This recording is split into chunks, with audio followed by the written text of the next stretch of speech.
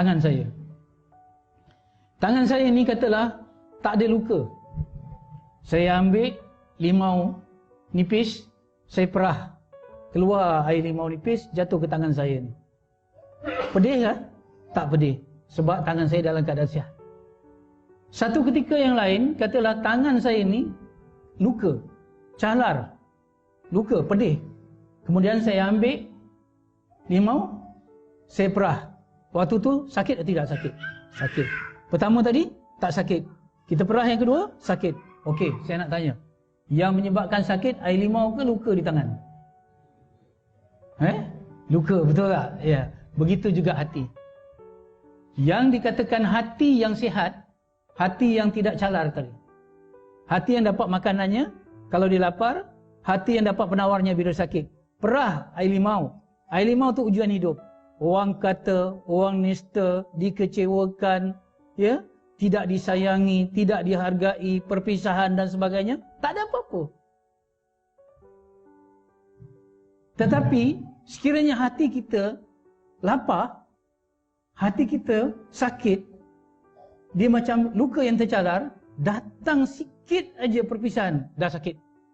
Datang sikit je tak ada duit, dah sakit. Datang sikit je penyakit, dah sakit.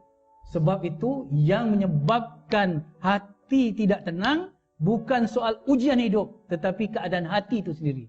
Boleh faham maksud saya?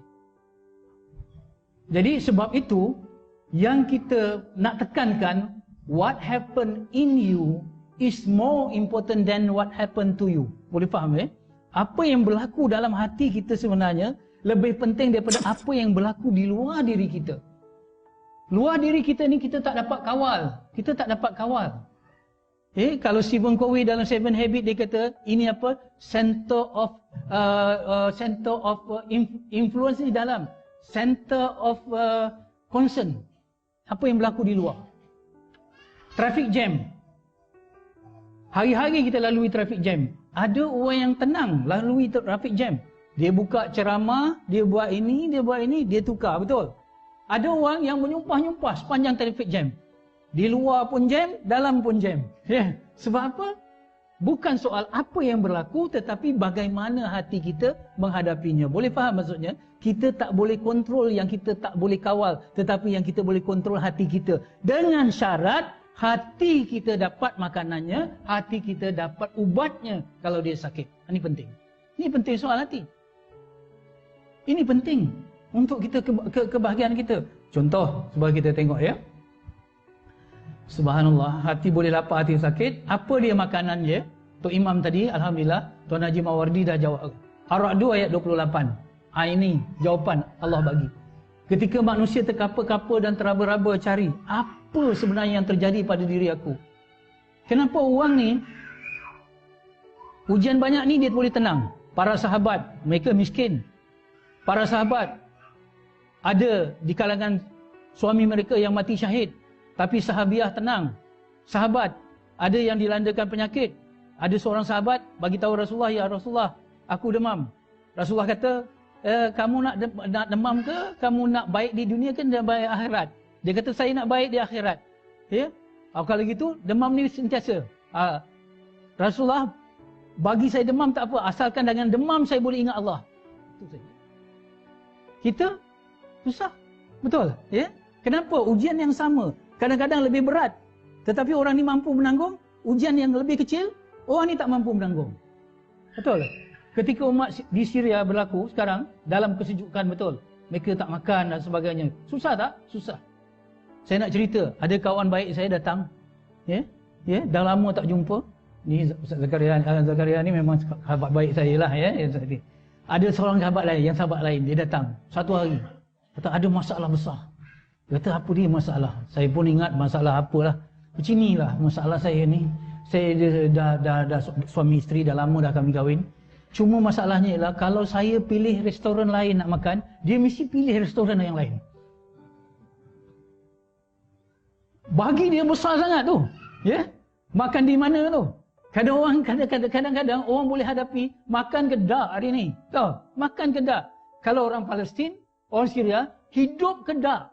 Hidup kedak aku ni sampai petang ke hidup aku ni? Sebab dihujani oleh bom. Betul? Tapi kenapa mereka tenang?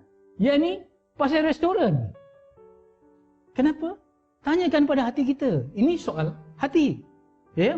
Allah jawab dalam surah Ar-Ra'd. Yang kita terkapa-kapa teraba-raba ni, Allah jawab soalannya ialah, ya, saya.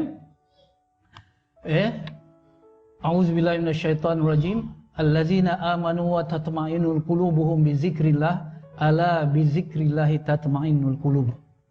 Ini jawapan Allah. Allah kata allazina amanu. Orang-orang yang beriman itu, ya, tenang hatinya dengan mengingati Allah. Ya.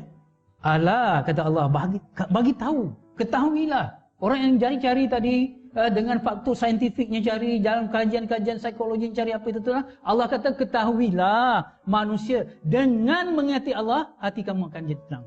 Jadi dua keyword dalam Ar-Ra'd ayat 28. Dua keyword dia. Keyword yang pertama ialah iman.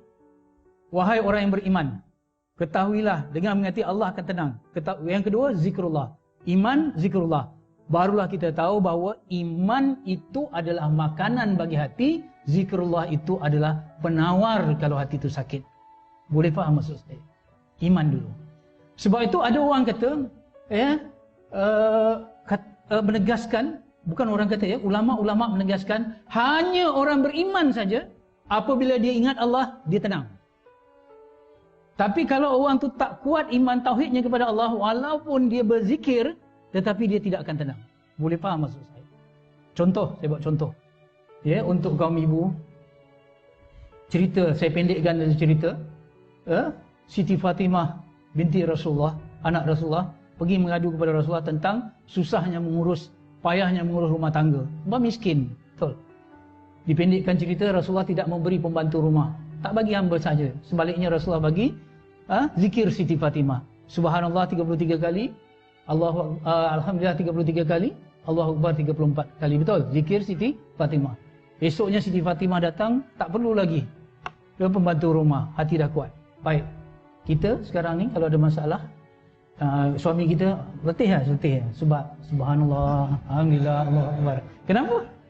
Kalimah sama, tetapi kenapa impak ni berbeza? Ya, iman.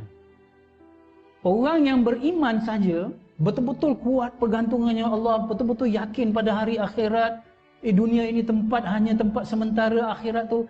Akhirnya, oleh kerana beratnya penderitaan di akhirat, terasa ringan penderitaan di dunia. Keyakinan pada hari akhirat sangat penting ketika kita hidup di dunia. Sekali lagi, saya tegaskan ya. Keyakinan pada hari akhirat sangat penting ketika kita hidup di dunia. Nikmat akhirat yang luas, yang tinggi, yang menyebabkan kita boleh berkorban. Nikmat kesenangan sikit di dunia. Apalah kita nak bangun tidur sikit untuk solat berjemaah di masjid dibandingkan dengan nikmat akhirat. Betul? Apa salah sakitnya panas sikit dibandingkan dengan panas api neraka. Bila ada iman, zikir baru tenang.